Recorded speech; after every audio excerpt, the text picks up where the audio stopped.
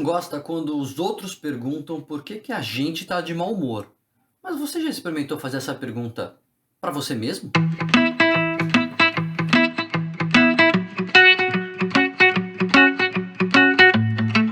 Hoje a gente vai falar sobre uma técnica de terapia muito interessante que ajuda pacientes com depressão e pode ajudar a gente mesmo quando a gente está de mau humor, mesmo que a gente não esteja com depressão, ou quem sabe até pode ser uma prevenção para nosso mau humor não virar uma doença. A gente vai falar de uma técnica chamada questionamento socrático ou inspirada pelo questionamento socrático. Assim que você se inscrever aqui no canal, já clicar nos alertas para receber aviso quando tem vídeo novo e deixar o seu like se você gosta desses vídeos. Acho importante esses vídeos com dicas para depressão, com dicas práticas para a gente colocar no nosso dia a dia para melhorar a nossa saúde emocional. Muito bem, o questionamento socrático, para quem não lembra, era uma técnica que o Sócrates fazia, um comportamento do filósofo Sócrates, que não deixou nenhuma obra escrita, mas que andava lá por Atenas fazendo perguntas, conversando com as pessoas, na verdade, e ele parava para conversar com os cidadãos e começava a fazer perguntas. O sujeito dizia, eu gosto disso. Ele dizia, o que te levou a gostar disso? Por que você dá valor a esse tipo de coisa? Existe uma coisa que pode ser mais valorosa do que essa?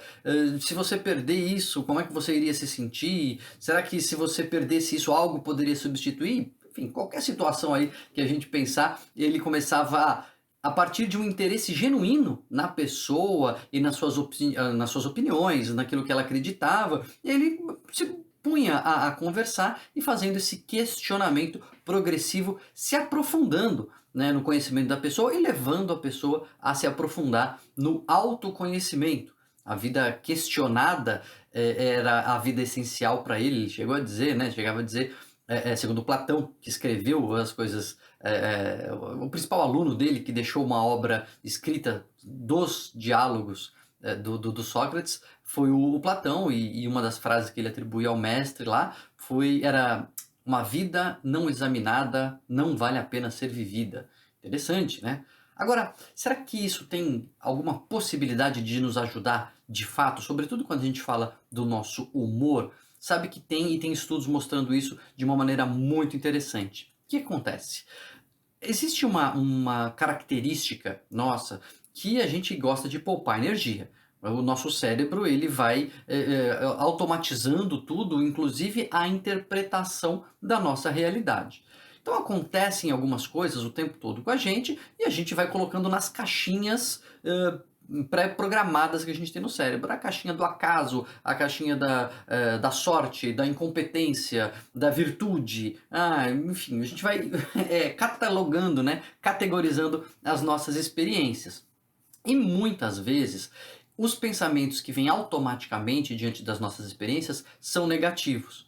Você já deve ter passado situações assim, que acontece alguma coisa ruim na sua vida, sem você perceber, automaticamente você começa a ficar triste, você começa ou se sentir incomodado, ou se sentir com raiva, magoado, porque interpreta aquela situação como sendo algo que diz respeito à sua competência, à sua inteligência, à sua sorte na vida, às suas possibilidades de realização. Acontece com todo mundo alguns pensamentos automáticos que acabam por ser negativos. O chefe da bronca geral, tem gente que sai indiferente, não tá nem aí, fala, tá bom, vamos melhorar. Tem gente que sai dando risada e você fica arrasado, você fica arrasada, assim, você fica magoado. Aquilo pegou em algum ponto seu e você provavelmente interpretou essa bronca como um indicador da sua incompetência, uma ameaça para o seu emprego. Aquilo te mexeu de alguma maneira. Pois uma série de experimentos foi feito com psicólogos fazendo terapias cognitivas com pacientes para depressão, e a terapia cognitiva visa questionar um pouco esses modelos mentais que a gente tem, que a gente fica pensando automaticamente coisas ruins e isso vai perpetuando ou até agravando o quadro depressivo. Tem uma visão, a gente já citou em outros vídeos por aqui, que a gente não fica deprimido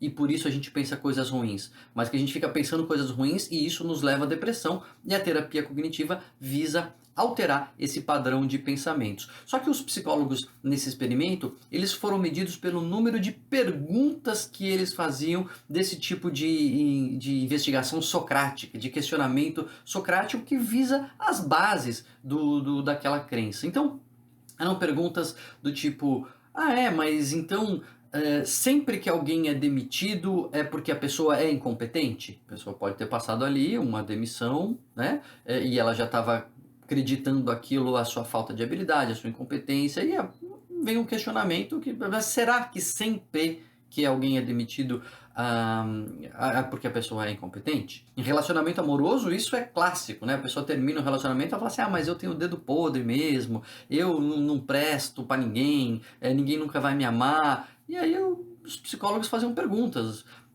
mas existem situações em que o término do relacionamento é uma coisa boa? Existem pessoas que melhoram depois de um término de um relacionamento? Será que é preciso estar com alguém para ser feliz? É verdade que a gente é só metade e que enquanto não encontra uma outra pessoa, a gente está incompleto e você precisa encontrar a sua outra metade? Existem pessoas que sem estar num relacionamento amoroso, elas conseguem ter o seu afeto suprido? E eles foram medindo quantas perguntas aconteciam por sessão e anotavam lá, né, o número de perguntas que aconteciam por sessão. No final das contas, o que eles perceberam? Assim, uma relação linear, uma relação direta entre o número de perguntas desse tipo que eram feitas e a melhora sessão a sessão.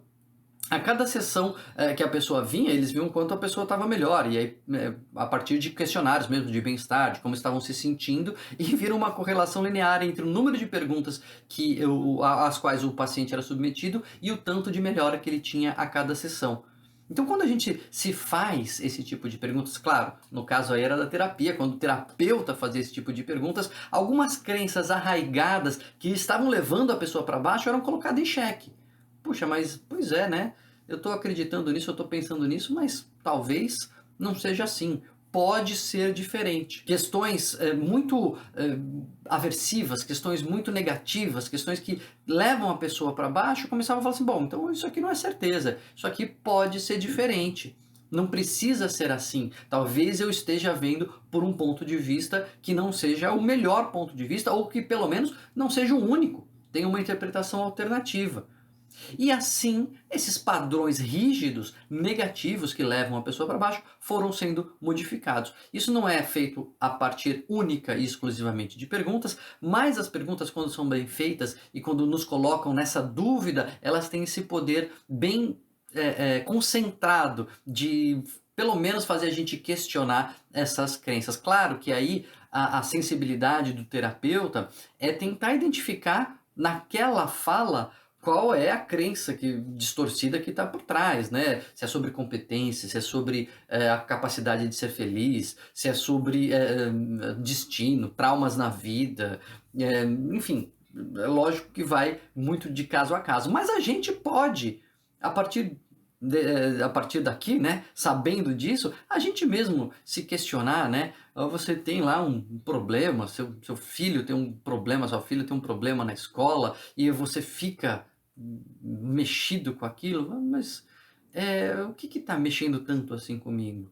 Esse problema X que meu filho teve, que minha filha teve, ele diz respeito ao caráter dele, ao meu caráter, fala alguma coisa sobre mim como mãe, como pai, ou fala só sobre ele, fala alguma coisa realmente negativa sobre ele, é uma condenação, não é uma condenação? Enfim, peguei um exemplo aleatório aqui, essas minhas férias que deram errado, eu queria ir e não vou, elas necessariamente, o fato de aquela viagem ter dado errado, ela fala o que sobre mim? Ela diz que eu sou incapaz de planejar umas férias, diz que os meus amigos não querem viajar comigo, diz realmente que eu sou uma pessoa rejeitada e isolada.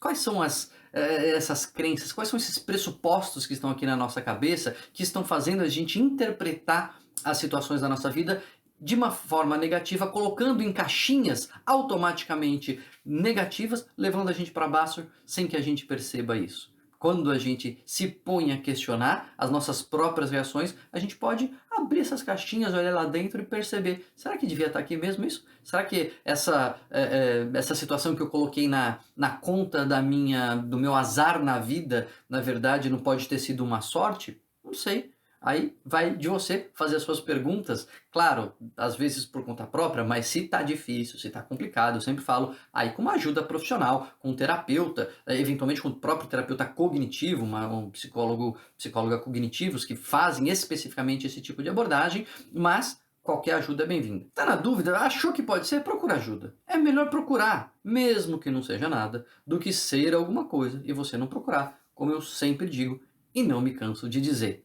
Já fez as suas perguntas aí? Coloca aqui nos comentários que pergunta que você se fez, qual é a pergunta que você acha que a gente devia se fazer. Sugere aqui algumas perguntas que eu não coloquei no vídeo, vamos continuar conversando e não se esquece de se inscrever no canal, maratonar os vídeos, porque tem muita dica pra gente melhorar a nossa saúde emocional, essas e outras bastante práticas pra gente ter mais qualidade de vida.